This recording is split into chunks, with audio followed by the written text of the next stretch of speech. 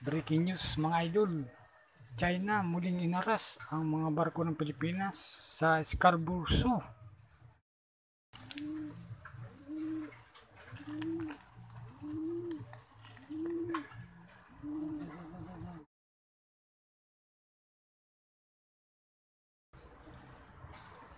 Water cannon ng China patungo sila ng Scarborough Shoal. Damage.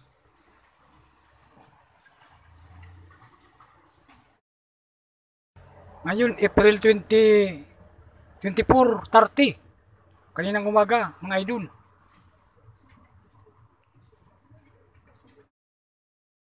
April 30, 2024, kaninang umaga, mga idol. Binumba ng Chinese Coast Guard. Scarborough, patungong Scarborough Shoal. Subscribe, Pops TV.